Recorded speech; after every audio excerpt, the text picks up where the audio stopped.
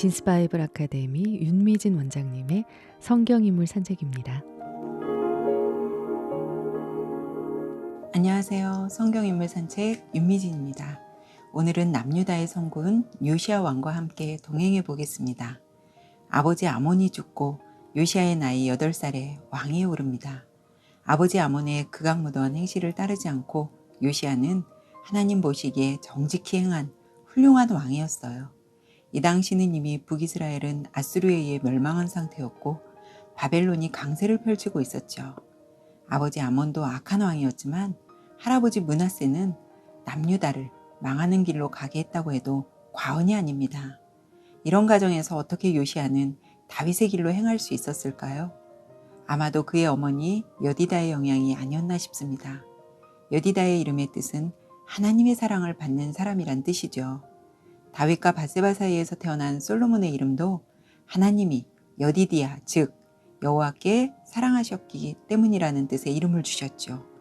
요시야는 커가면서 다윗의 신앙을 따랐고 예루살렘 성전도 정화하기 시작했습니다.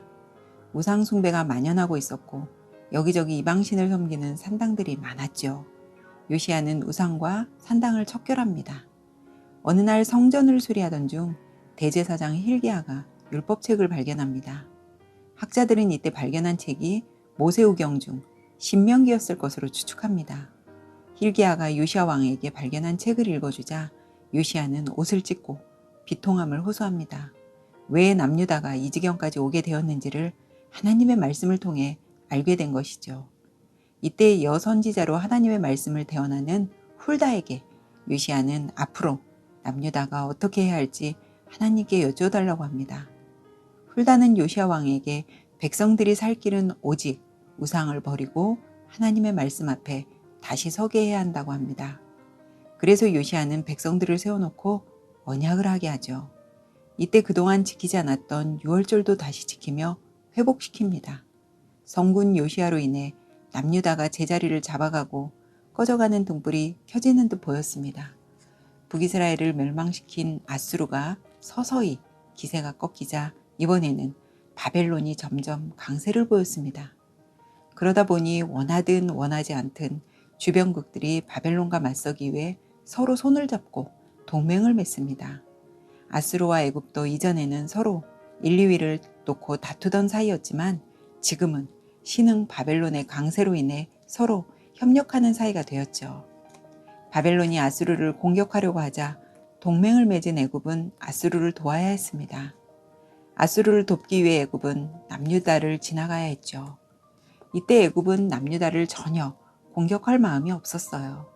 그런데 웬일인지 요시야 왕이 애굽이 남유다를 통과해서 가는 길을 비켜주지 않는 겁니다. 그러다 전쟁은 생각지 않게 남유다와 애굽이 먼저 하게 되죠.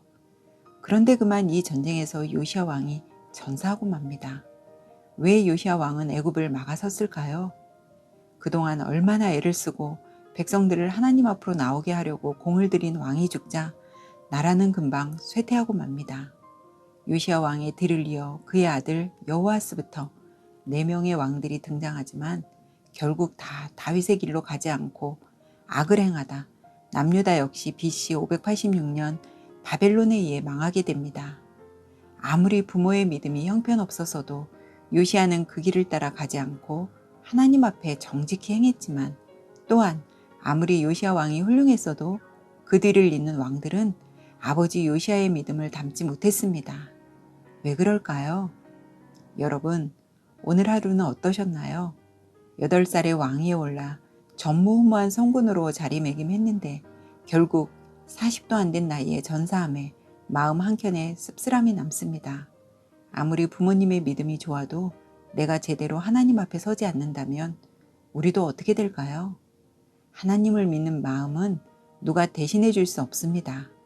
우리 각자가 주님 앞으로 나가 오늘 밤 우리의 믿음을 솔직하게 주님께 털어놓아 보면 어떨까요?